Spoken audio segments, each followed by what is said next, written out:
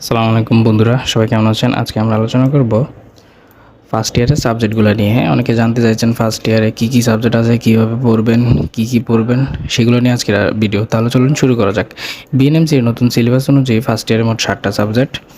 প্রথম হচ্ছে communicative English, nursing informatics, তারপর হচ্ছে behaviour science and nursing humanities, anatomy, তারপর হচ্ছে physiology, microbiology and pathology, fundamental of nursing 1। এটা হচ্ছে ফান্ডামেন্টাল অফ নার্সিং 1। হ্যাঁ, 2টা হচ্ছে আপনারা পড়বেন সেকেন্ড ইয়ারে গিয়ে। হ্যাঁ, তারপরে ইম্পর্ট্যান্ট টপিকগুলো যদি আমি আলোচনা করি প্রত্যেকটা সাবজেক্টের। কমিউনিকেটিভ ইংলিশ, এখান থেকে হচ্ছে medical communication, patient interaction, report writing, medical terminology, এগুলো হচ্ছে এই সাবজেক্টের মেইন ইম্পর্ট্যান্ট টপিক। হ্যাঁ, তো মেডিকেল টার্মিনোলজি নিয়ে আমাদের পেজে অনেকগুলো পোস্ট আছে, আপনারা চাইলে দেখতে পারেন। হ্যাঁ, তারপর হচ্ছে নার্সিং ইনফরমেটিক্স। এখানে হচ্ছে basic concept of computer, data management, health information system. এই সাবজেক্ট, আমাদের সময় এই সাবজেক্টের নাম ছিল আইসিটি। হ্যাঁ, নামটা চেঞ্জ করা হয়েছে। এখানে হসপিটালে আইটি নলেজ খুবই ইম্পর্ট্যান্ট। হ্যাঁ, তারপর হচ্ছে behaviour science and nursing humanities. এখানে হচ্ছে human behaviour, communication, ethics, nurse patient relationship, এগুলো নিয়ে আলোচনা করা হবে। তারপর হচ্ছে অ্যানাটমি। এটা হচ্ছে একটা বেসিক সাবজেক্ট, মানে বেস, নার্সিংয়ের বেস বলা যায়। এখানে আপনারা পড়ুন বডি স্ট্রাকচার, বডির গঠন কিংবা অর্গান সিস্টেম। আমাদের শরীরে 12টা সিস্টেম আছে, সিস্টেমের সব ইন ডিটেলস এখানে পাবেন, সেল অ্যান্ড টিস্যু।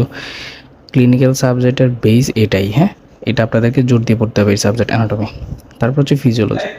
এখানে হচ্ছে বডিস ফাংশন, বডিস কীভাবে কাজ করে আমাদের শরীর, এটাতে আপনারা পড়বেন বডিস ফাংশন। তারপর হচ্ছে system function, heart, lung, kidney, etc, এটা কীভাবে কাজ করে এগুলো নিয়ে আমাদের পেজে ভিডিও আছে, দেখতে পারেন। তারপর হচ্ছে অ্যানাটমি অ্যান্ড ফিজিওলজি একসাথে পড়লে ইজি হয়, আসলে দুইটা একই সাবজেক্ট, অ্যানাটমি অ্যান্ড ফিজিওলজি। তারপর হচ্ছে মাইক্রোবায়োলজি। হ্যাঁ, মাইক্রোবায়োলজি অ্যান্ড প্যাথোলজি, এটাতে আপনারা পাবেন infection, immunity, bacteria, disease process, এগুলো নিয়ে আপনারা আলোচনা পাবেন এখানে। হ্যাঁ, তো এই মাইক্রোবায়োলজিতে একটা কমন কোশ্চেন আছে, সেটা হচ্ছে ব্যাকটেরিয়া থেকে আসে, ব্যাকটেরিয়া ক্লাসিফিকেশন। আর একটা কোশ্চেন হচ্ছে ব্যাকটেরিয়াল গ্রোথ কার্ভ। হ্যাঁ, এই দুইটা হচ্ছে ইম্পর্টেন্ট, তো আপনারা এগুলোতে জোর দিবেন বেশি। হ্যাঁ, তারপর হচ্ছে fundamental of nursing 1, most demanding subject. এটা হচ্ছে নার্সিংয়ের বেস, নার্সিং মূলত এই সাবজেক্টের উপরে ডিপেন্ড করে। History of nursing, basic concept পাবেন এখানে, health, environment, person, nursing role and responsibilities. তারপর হচ্ছে communication in nursing, nurse patient relationship, first aid and bandaging. নার্সিংয়ের যত প্রসিডিউর আছে, ক্যানোলা করা কিংবা ক্যাথেটার করা, এনজি করা, যত প্রসিডিউর আছে সব পাবেন এই সাবজেক্টে। হ্যাঁ, এটা হচ্ছে ফার্স্ট ইয়ার একটা subject, nursing and fundamental, nursing 1। 2টা হচ্ছে আপনার সেকেন্ড ইয়ারে পাবেন। হ্যাঁ, তো যদি সত্যি কথা বলতে হয়, প্রথম ইয়ারে বিগেস্ট মিস্টেক হচ্ছে সব সাবজেক্টে ইকুয়ালভাবে না পড়া। অনেকে হচ্ছে কি, আপনার আইসিটি কিংবা ইংলিশ আছে, এই যে কমিউনিকেটিভ ইংলিশ এবং আইসিটি, এগুলো তো আমরা পারি, বেসিক সাবজেক্ট, এগুলো আমরা এত পড়া লাগবে না, বুঝছেন? এরকম করে আসলে এটা করা ঠিক না, সব সাবজেক্টই গুরুত্ব দেওয়া উচিত, সব সাবজেক্টেই ভালো নাম্বার তোলা উচিত।